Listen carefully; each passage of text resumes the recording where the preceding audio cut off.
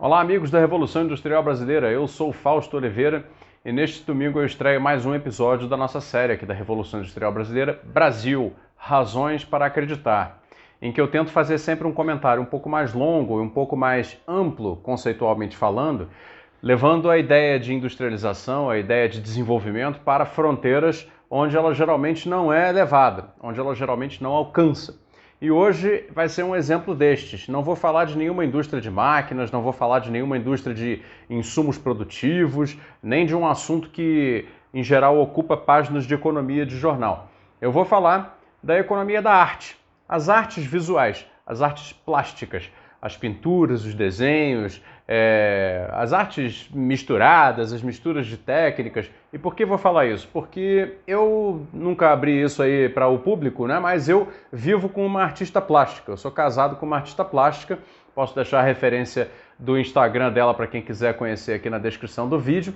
E se você veio por esse vídeo através da capinha, se você olhou essa capinha curiosa aí no YouTube, né, você já viu então um trabalho da minha esposa, a Thaís Ribeiro. Ela me cedeu o direito de imagem, digamos assim, para fazer o comentário de hoje do Brasil, Razões para Acreditar, com um trabalho que ela fez.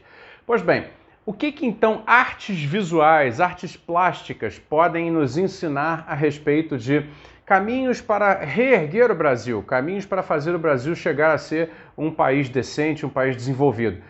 Na minha opinião, muita coisa. É claro que, né, vocês conhecem todo o rol de opiniões que eu tenho e as proposições que eu faço a respeito de indústria tradicional, indústrias de fronteira tecnológica, setor de serviços agregado à indústria, questão macroeconômica, tudo isso eu falo sempre. Mas vamos então explorar um pouco dessa interface, né, desconhecida. Como é que a gente pode pensar artes visuais de um país, as artes plásticas de um país, como um elemento econômico? Muito bem. Comecemos pela seguinte constatação.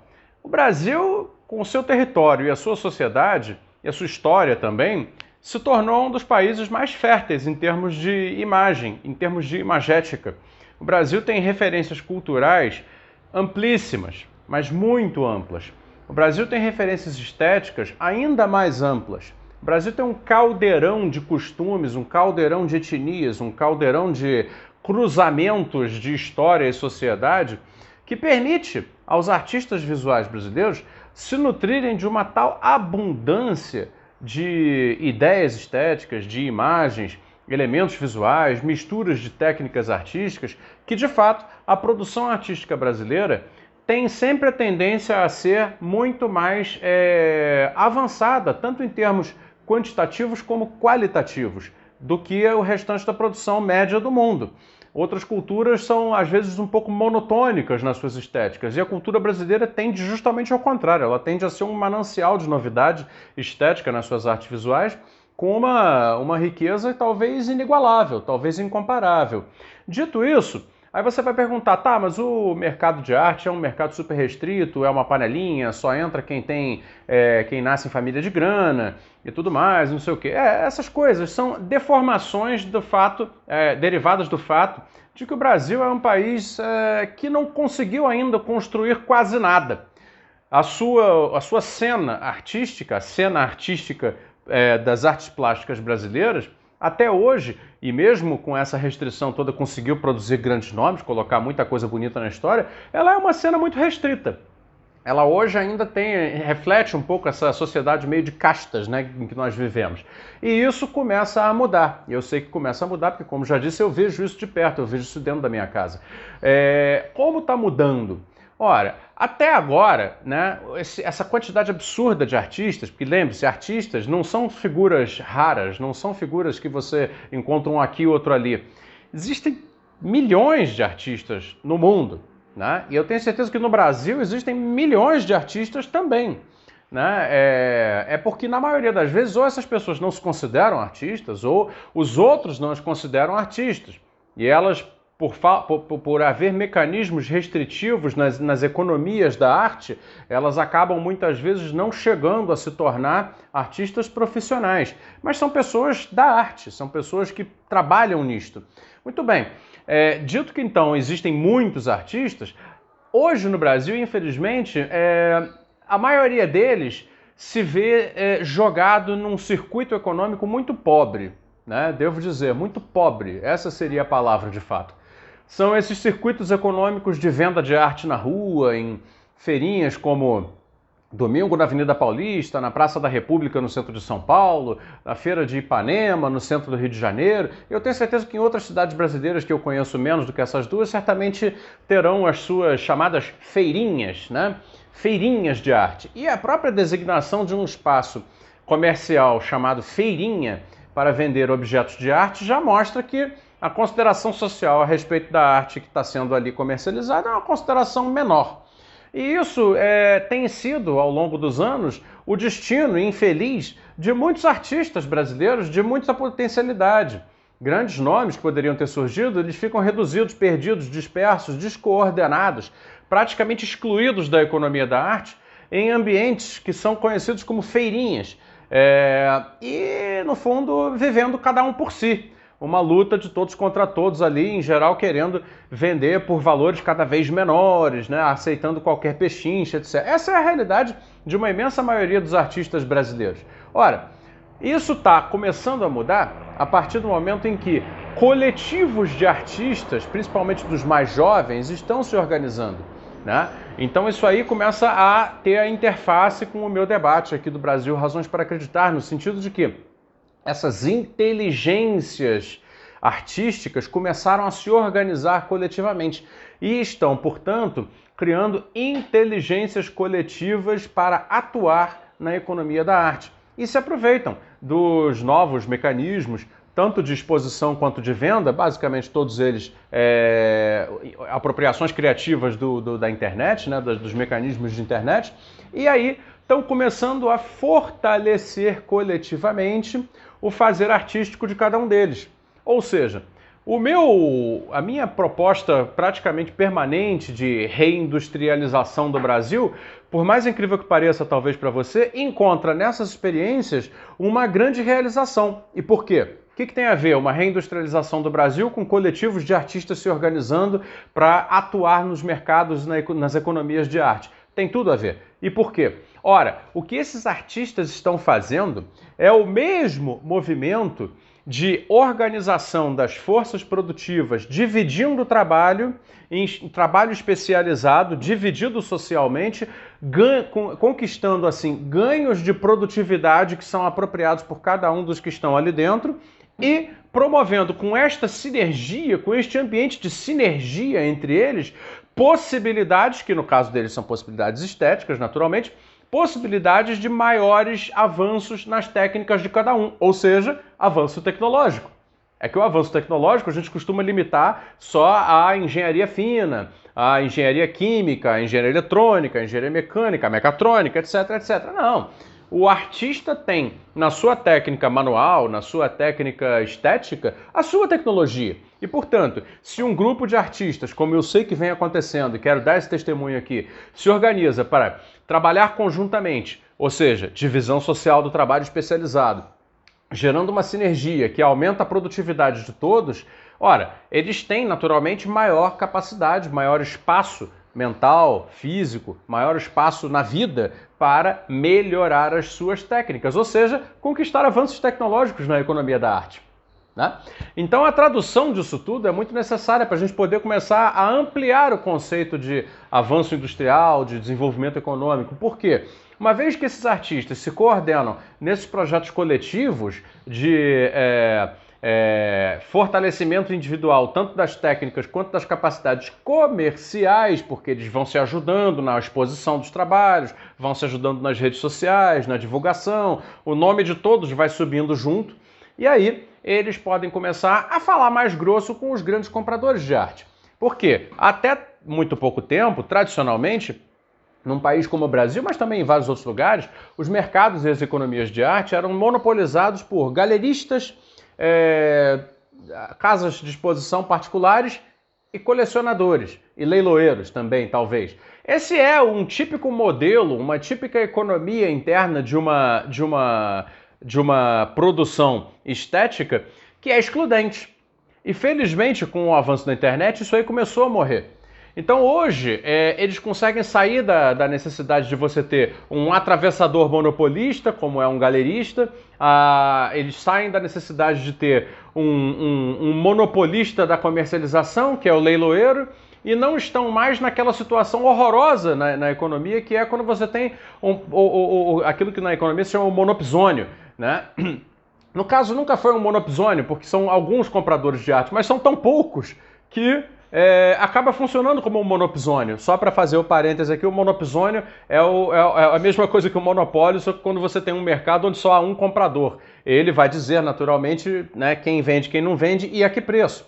Então, o artista, nessa situação, primeiro alijado pelos esquemas de produção, já que só deixam entrar poucas pessoas. Segundo, submetido a uma série de atravessadores e controladores da sua economia, da sua produção. E terceiro, funcionando dentro de um monopsônio, é lógico que ele vai ser um artista, a ocorrência da economia da arte nesse lugar, no caso o Brasil era assim até há pouco tempo, é uma ocorrência muito episódica, muito excepcional. Né? Ela vira uma exceção, não vira regra. Mas como eu disse antes, existe uma quantidade absurda de artistas por aí trabalhando suas artes. Então como é que a gente pode coordenar essas forças estéticas em inteligências coletivas, em projetos produtivos que venham a suplantar essa condição de exclusão? Dessa maneira como eles já estão fazendo, organizando-se em coletivos para, dividindo melhor o trabalho, criando um ambiente de sinergia e colocando-se com mais força nos mercados de nicho, nos mercados das artes e nas economias da arte, para então conquistar, dentro da sua própria atuação artística e estética, avanços tecnológicos que se refletem em melhor técnica, em melhor realização, em maior amplitude conceitual, etc, etc, aí eles conseguirão o quê? Achar novos mercados. É quando se completa esse ciclo.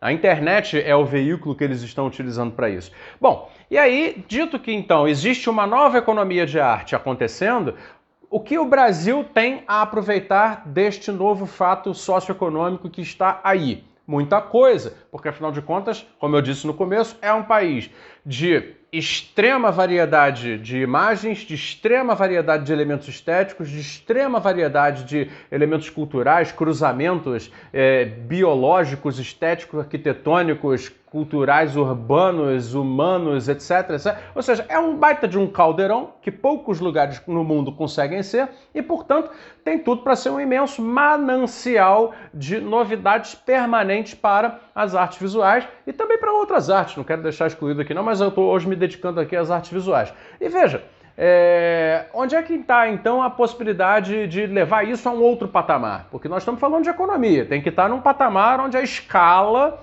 seja um elemento, um critério atendido. Nós temos que atender o critério da escala, porque senão nós vamos voltar para aquele paradigma do um aqui e outro ali. Não é isso que a gente quer transformar a arte visual brasileira numa indústria de arte, que não é uma indústria de fazer objetos repetitivos, de fazer canequinha da obra, printzinho, etc. Não é isso. A gente está querendo transformar os artistas brasileiros em agentes econômicos poderosos com os seus objetos artísticos, né? Mas para isso eles precisam ser industrializados segundo esse conceito moderno, contemporâneo, que eu estou tentando trazer aqui, tá? Então é necessário o seguinte, que existam formatos, e aí os poderes públicos têm o seu papel a cumprir nisso, sim, mas também poderes privados, como por exemplo fundações de bancos, não é? Apoiadores os mais diversos, esse pessoal que trabalha com cultura, no sentido de encontrar esses grupos, fortalecê-los, financiá-los, por que não? Fazê-los ser mais do que eles são agora, criar para eles institucionalidade, seja como empresa coletiva, seja como coletivo de arte, seja como doando para eles espaços expositivos onde eles possam fazer trabalhos e que venham a chamar a atenção da sociedade, etc. Porque nessa materialização mais consistente, toda essa criatividade latente e dispersa poderá se concentrar e florescer naquele processo que eu expliquei na primeira metade do vídeo.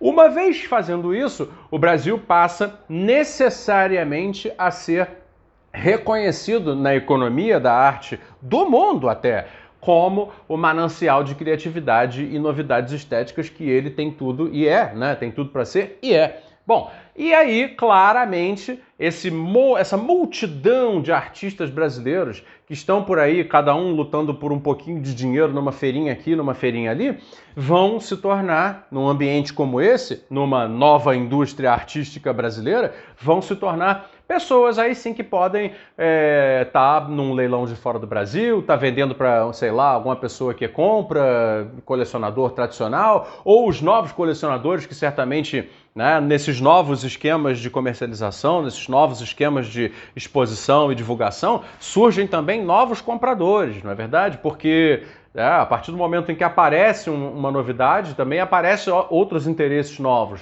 Então, a neoindustrialização brasileira que eu tanto defendo passa por uma industrialização entendida como, né, industrialização criativa dentro desse novo conceito de todas as áreas, inclusive das áreas culturais e dentro delas até mesmo naquela que sempre foi a prima pobre, que são as artes visuais, onde quase ninguém nunca conseguiu fazer sua vida. E, no entanto, graças ao esforço coletivo de vários artistas contemporâneos, aí, a maioria jovens, estão finalmente conseguindo mudar esse cenário. Cabe agora ao Ministério da Cultura, às secretarias estaduais de cultura, né, aos especiais fundações, a esse pessoal botar atenção nisso e começar a perceber, captar, achar esse pessoal e movimentar a nova economia da arte no Brasil, para que a gente possa industrializar a arte brasileira, industrializar de novo, no sentido contemporâneo, né? Querendo dizer, juntar forças em trabalho socialmente dividido, criar ambientes de sinergia que permita ganhos de produtividade, tanto tecnológica, artística, quanto econômica no sentido comercial. Né? E criando esse ambiente, criar para o Brasil uma das muitas oportunidades que o Brasil tem e não aproveita, que é a oportunidade de ser uma referência mundial na estética e nas artes visuais.